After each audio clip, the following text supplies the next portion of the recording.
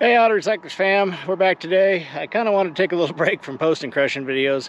That is what we're doing a ton of. I mean, like we're geared up for it. We're trying to get it done for the summer. We're down to the last quarter of the cars that we got to crush. Here's the stack behind us, and I'll kind of walk you through that. And we'll do something a little different here in the rest of this video. Want to try a new segment, but we'll look at the crush cars.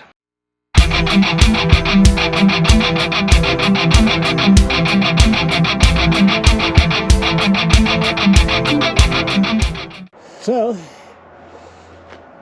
as you can see, these are our stacks of crush cars. There is currently 4 rows, plus a little bit there, plus a few sitting over there. Basically, right here in this stack, or each row has 100 cars in it. So the first row is 100, second row is 200. This is 93 cars. Looks like there's 4 back there and 4 over here. So if you're good at math, it's about 301 cars. They're slabs, I guess. Some of these have more than one vehicle crushed into one slab. We're gonna hit 400 this year, so we have about 99 more to crush. That at current rate will take us a couple weeks because of the prepping and that sort of stuff. But I kind of wanted to give you a little bit of a reference on how big the stacks were compared to me. There's 10 cars in each stack, and they're, I don't know, 12 feet tall or something like that with the stacks up there. You know, it's kind of nice because, like, you know, if I had the cars butted up together tight like they are here, they're 10 cars, you know, long, like 10 cars out that way, and then 4 cars wide. So it would take up the space of 40 cars to put 400 cars in, which is pretty nice. It gives us room out in the yard, and we can start processing stuff into the yard from where it comes in and our processing stuff. We have a video on that if you guys want to check it out. So the other thing I wanted to do is kind of take a step back and show you a few of my projects that I got in the background that I'd like to get to, and probably a few cars that we're probably going to end up selling off. I mean, technically everything's for sale because I wouldn't be much of a businessman if it wasn't, but on that case, there's things I would rather not sell and things I would rather sell. Things that I'm not quite done playing with, but I mean, it's always for the right kind of money. Everything's for sale. About the only way I end up ever keeping anything is if I get more money than it's really worth, and then I keep it just because I don't make money on it. So we'll walk through a few of the projects up here in the main yard. I kind of keep my stuff tucked back in the backside, but it's kind of scattered right now because we were cementing building 2, the building that's right there. We're cementing it, we're painting the inside, we're setting it up as a shop for my dad. He's going to sell the shop in town, and we're going to move his stuff out here and set up a nice shop for him. So we'll get into a few of the ones I got stacked out here that are in various stages of completion, and I'll kind of walk you through them. So the first one we got is this 72 Chevy pickup. It's a short bed, 2-wheel drive. It has been down to the bare frame and back together. It's got 80s model square body front suspension under it and cross member. It's 5-lug setup I got out of another truck. Basically, I bought the blue truck with the bed and the frame just to get the bed and the frame. The bed's not that great. It's okay, but it'll never be a show truck. It's just not that good. The sides aren't good enough for a new floor, and the floor isn't good enough for new sides. And yeah, I could buy a $4,000 bed, a $3,000 bed, or whatever, put on it. But I really just kind of wanted a shop truck. So I did some patch with some fiberglass patch in the floor. It had a bunch of pinhole rust in it. It wasn't bad. The floor's not soft. It just had a bunch of very small pinholes. And so we patched it with the fiberglass patch. We POR'd it, and then we bedlined it. And it came out pretty good. You can see a little bit of POR up on the top edge. And eventually it'll be painted. I can show you. So the cab we put on it is in pretty decent shape. It needs cab corners and probably rockers. I think this side's pretty good. I mean, it's not horrible. But the one interesting part of this is what they call, it's a green Highlander. And so the green Highlanders, they come with white door panels. They had white upholstery with the green plaid, and you can still get this reproduction, the upholstery for this, with a black dash pad and a black carpet. And so we put this cab on here and front clip because it was in decent shape and it's pretty complete. It's got tilt steering. Ray put this truck together for me, and it's still kind of hand tight right now. We were building a motor, well, we were trying to settle on a motor for it. We had a small block for it. It came out of a mud truck that I had. It should have been a pretty good motor, but Ray got looking at it and it had problems. So we scratched that idea, and I had a big block 396 402 motor that was in a friend of mine's Blazer. And so we pulled it out, and I'm like, well, we could use the motor out of the Blazer. And back 20 years ago, it was a running and driving Blazer. Broke rear end, been sitting ever since. So we figured we'd put the big block in it because I had enough stuff out of another 69 short bed, or long bed 2-wheel drive that had a 396 in it that I bought it to get the motor. But I had this other 396 402, and so I gave it to Ray. Ray was going to do valve covers and a few things. Well, he found a bent push rod, and so we started looking into it deeper. It had a broken lifter, and so we checked the bearings. The bearings were pretty rough in it, so we decided, well, it needs to be ringed and bearinged and put together with a new cam and that sort of stuff. Had my dad build it. It's down at the shop. I think I may have posted a video of it running. But that's the motor that's going to go in this. For right now, we took all the stuff out of the others, the 69 of the Turbo 400, radiator, all that stuff that was in the big block truck, and put it in this. And this motor here is an LS6 454, and it's just in there for mock-up right now. It is a good builder, and it'd be a good motor. But I like the 396 402. It's not a high horsepower. It's probably 325 horsepower. It'll just be a really neat around town shop truck. We did put power brakes, dual reservoir. This conversion here is, this steering shaft here is really neat, and it is a Jeep Cherokee steering shaft. And the later ones, the 99, 2000 or whatever, have the double D square for this side and the splines for the other side, or maybe it's splined and splined, whatever it is. The later Cherokee intermediate shafts are double U joints, and the later ones fit the earlier Chevy columns, and the earlier ones, like the 90s and 80s model to mid 90s, mid to late 90s Cherokees, fit the newer square body stuff. And so sometimes you have to shorten them up depending on what you got going, but it's way nice. Double U joints, you don't have to worry about it. It's simple, easy. You can set the length and just weld them back together. That's what we're putting in all of our Chevys. We've done away with the rag joints, done away with the stupid other flex joints. I don't even know what they're called, but they're not very good. So great solution to the problem that these trucks have. So as you can see, we got the heater AC box to put back in. We need to clean the firewall up. We're going to paint the inner fenders when we put the motor in. The frame's been painted. It does have a 5 and 7 drop on it, so it does hit pretty low. It's not annoyingly low. It should drive around really well.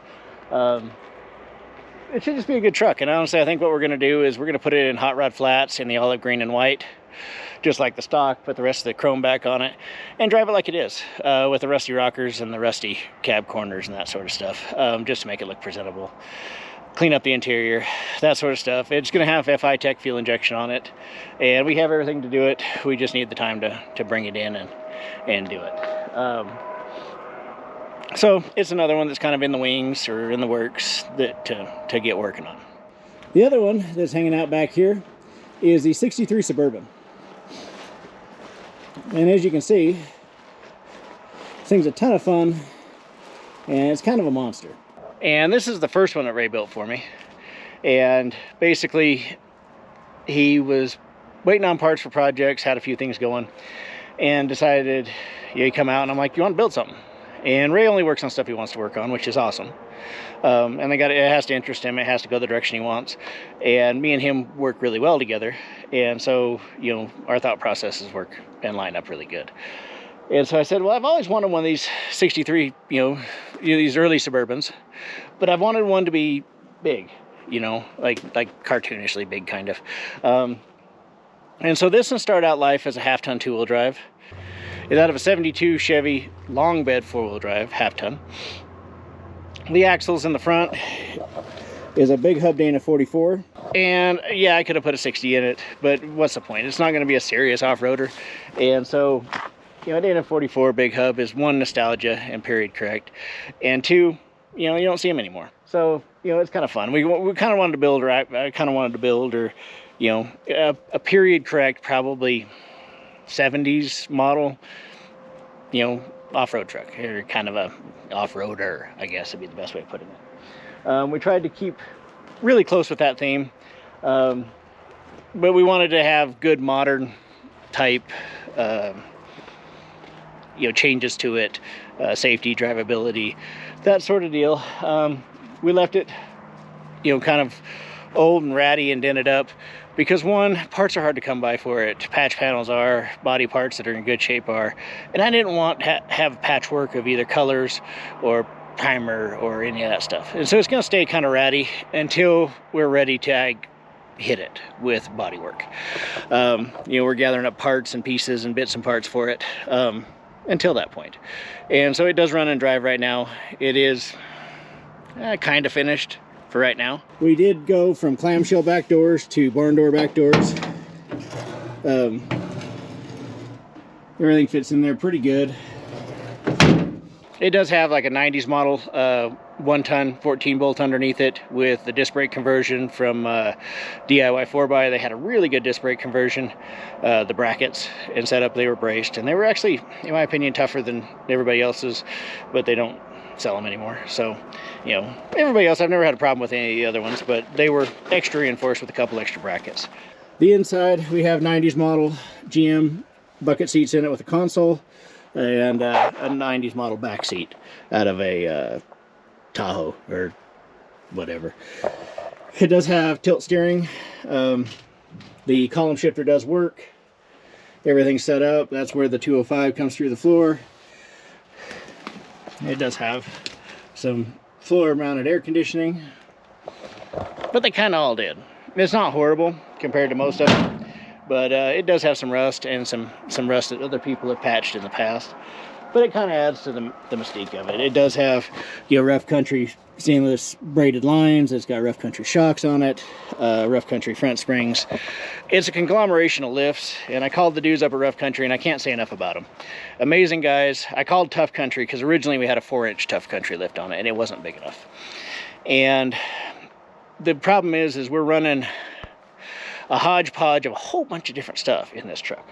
So it's running square body front leafs. Yeah, it's running square body front leafs. It's got a 3/4 ton front axle, big hub 44. It's got a 1-ton axle in the rear, 14 bolt. The rear is running square body rear leafs as well. We have the rear axle moved back an inch. The front axle is moved back an inch from what it would be stockish, I guess would be the best way of putting it. We do have a 383 stroker in it with World Products heads. It's got a 700 R4 that we've set up as non-electronic, so it doesn't run any electronic. It doesn't have a lockup converter in it. And we have the non-lockup kit with it. 205 transfer case, and it does really well. We don't have a front drive shaft in it right now. Trying to figure out, around here there's not many places to build drive shafts, and it's a little tricky. So that's kind of something that I've been trying to get figured out, is who's a good drive shaft supplier that we can deal with. You guys have any suggestions, let me know. It's running square body power steering. We got to get a drop pitman arm and a raised knuckle arm. It's got a bunch of little stuff that needs to be done. We currently have the radiator taken out. It's got an aluminum radiator that I ordered in, and it's a cross flow radiator. Yeah, we got an aluminum cross flow radiator for it. But they don't make one that's a cross flow. They make a top and bottom, an up and down flow, and I don't really like it as much. So we wanted to put the biggest radiator we could do, and so I found one on the interwebs, but we needed the brackets to bolt it up to the sides right here, because from the factory they have a spacer that goes right here and it spaces the radiator out. And so we took it out, and we want to make the new radiator bolt in to these bolt holes. And so we bought a radiator that fits the opening right here, and we got it. We got the brackets tacked on, but this thing needs to come back in the shop and get it finished up on making sure the brackets are right, and then finish up welding the brackets on it. But everything else, as you can see, it looks pretty much period correct for the 70s. Yeah, it's running a newer drive system, and that's just the drive system that was on it when I got the motor. We tried to keep the brake booster old looking, you know, everything else kind of old looking. We let it rust because we wanted it to look weathered like the rest of the truck does. It does have a set of Doug's headers on it, like I said. It's a 383 stroker. It runs good. It's got a Truck Avenger carburetor on it. Probably go over to fuel injection eventually. I'm good with carburetors, but I've kind of gotten sick of them throughout the years. So yeah, good carburetors are awesome, but if you let stuff sit, nowadays it's just not very great to deal with carburetors, like if you let it sit. So the 63 Suburban is about as custom as it could get, as crazy as that is. For suspension, chassis, frame, axles, everything's been touched in it. It's been down to nothing and back together. It will be a neat little ride. I don't know what we're going to do with it. I've just kind of always wanted one. I always liked them. Now that it's close, it really doesn't bother me to let it sit because I've moved on to other projects and then other projects and then more projects on top of other projects. So it is what it is. The next one that we're going to look at here, and you guys have seen it in the backgrounds of this video here, my awesome Terry Labonte Nascar car. So I come across this, a gentleman had this, and he also had a Richard Petty that was an authentic Richard Petty car too as well. And it was a run and driving NASCAR Richard Petty car, signed by Richard Petty himself. But he had this car. It was a display car. It doesn't have a motor or transmission in it. I think the rear end's been swapped, and it was definitely put on display somewhere as a display car after it was raced. There's no fuel cell in it. The fuel cell hole has been blocked off. Some of the stuff has been blocked off out of it, as you can see. Some of it's still the NASCAR stuff. But as far as I can tell, this is a Hendrix, Motorsports Terry Labonte NASCAR car, built like 2 of 94. So it had to have raced the 94 season. I've looked at some of the footage I can find for 94 races. They did change the stickers slightly depending on the car. So in this configuration, you look at all the stickers, the placement, where they're at, that sort of deal, and you can kind of figure out, possibly where this car has raced. I've reached out to Terry Labonte, Hendrick Motorsports, trying to get this thing, a little bit of history on this thing, because I don't want to do something with it if it's a car that's part of history or that it should be restored like it is. But if it's not, and it's nothing significant, I guess, any more than any other NASCAR car from 1994. We want to do something with it, and I have a couple ideas of what I want to do with it in the future. One is do the street driven NASCAR car, street legal NASCAR car. That's definitely cool, fun, seems like it'd be amusing. The other thing I really want to do, and I've never done it, is do some land speed racing. Go out to the salt flats, go 200 miles an hour. I've raced every other type of racing there is. I've never done land speed racing. I went fast, but I've never done it on the salt. And I figured what better car to use to go fast, like over 200 miles an hour, is a car that's been 200 miles an hour. Seems logical to me. I don't see why that wouldn't work. So the thought process is put a twin turbo LS in it, go out there onto the salt, with either we could deck it out with auto recyclers, or the YouTube auto recyclers, or auto recyclers. I don't know about auto recyclers towing. Auto recyclers something. Ray thinks we should do a Coal Trickle Days of Thunder car, mellow yellow car, and this is the right body style to do that with. That's definitely on the radar of something cool to do, is build a authentic clone for the mellow yellow car. That's definitely something cool to do, but we deck it out somehow. I'd like to use it for advertising for the yard, but just having it is kind of cool, just in general. But you know, there's a bunch of room under the hood. We could put a twin turbo LS in it that's 1,500 horsepower. Go out there to the salt flats, and I'm not really headed after any specific record. Just go fast, because we can, and that seems like an amusing thing to do. But I really don't want to change this car a lot if it's something that shouldn't be changed. I haven't ever heard back from Terry Labonte or Hendrick Motorsports, or anybody else for that matter, that was part of it. They would have a say in it, I guess, or could tell me something. Maybe you guys can figure it out. I've tried. I'll give you guys a chassis number and show you what that looks like, and so you guys, you know, if you guys feel the need, you guys can see if you can figure out something on it. The other thing I noticed with this thing is it has a removable window in the passenger side. And I've never seen that, I don't think, in a NASCAR race. But it does have a channel here. And this window does come out. And the best thing I can think of is it was for rain, you know, rain events, or at times when the driver would have to sit in the car during rainstorms. I mean, it does have a very well built chassis. It's got the air tubes, ventilation tubes, and the brake cooling, and all that stuff. I mean, it's built on an aluminum floor pan. As you can see, that factory floor pan. I mean, it's got all the bars. I mean, I'm really sure this is a legit NASCAR car. And so, as you can see here, it looks like HR 1029 2 of 94 is what it says. Yeah, I reached out to them and asked them if they wanted any other verification or anything to authenticate it. You know, let me know. You know, because I really don't want to do something bad to a car that, you know, got the window back in there. It does have the flaps on it, and they're still in there. They still look like they function. That one over there has seen a few better days, but I think it's not a big deal to get it to work.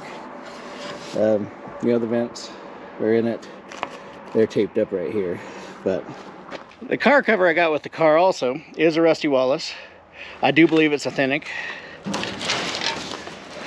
And I'll show it to you, and I'm just gonna stuff it back in the car because it blows off every time we do it.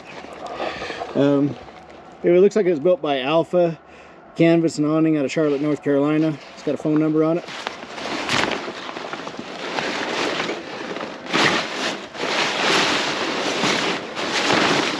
It does say Miller and a number 2. It's got number 2 on the top and the sides. It's really neat, and it's heavyweight. I do believe it's a legit NASCAR car cover too. It doesn't go to the car because this is not Rusty Wallace, but who knows. So that's about it for the NASCAR car. It's really neat.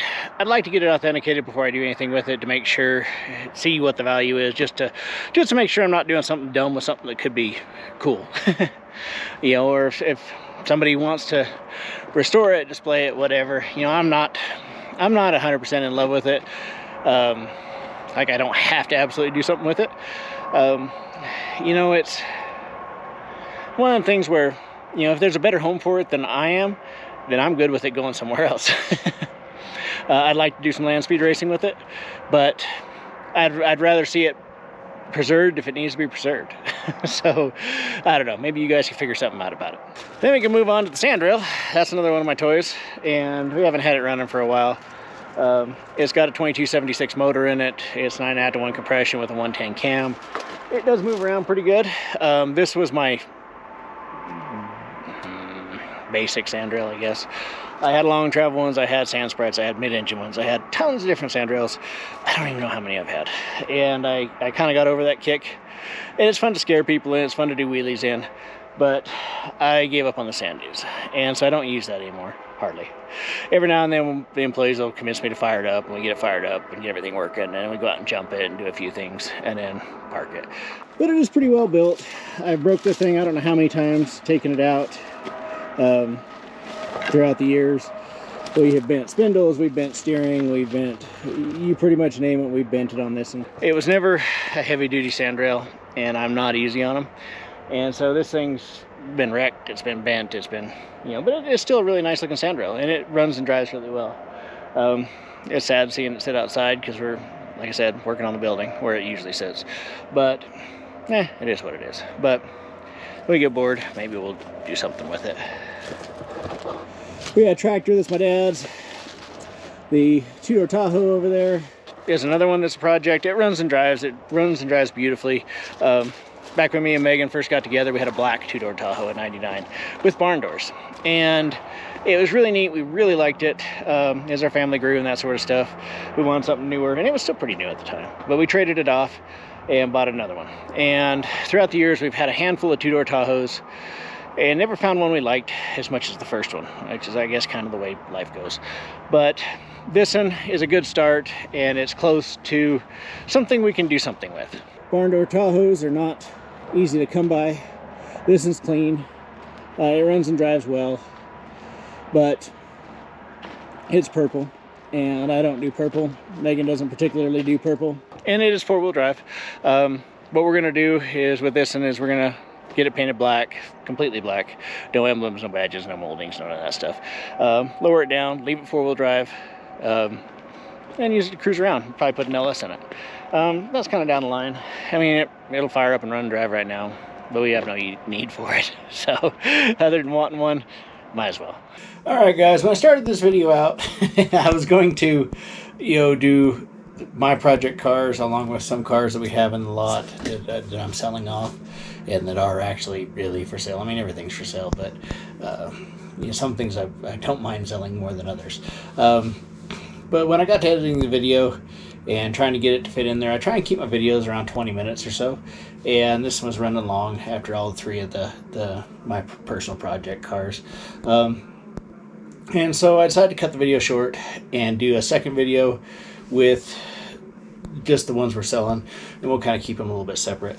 Trying to figure out the format a little bit on how I want to do it, whether I want to do just short videos on each car that we're doing, and that may end up being the case. I don't want to do short videos on each one of my project cars. Maybe, I don't know. You guys let me know what you think.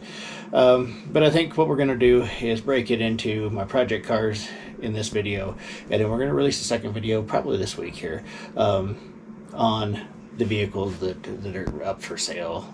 Not all of them, but 3 of them that are up for sale, and then kind of go from there. So I think we're going to cut this video a little bit shorter than what I was initially intending on it when I started the video, just because of the footage. So I guess until the next second section of this video, thanks for watching.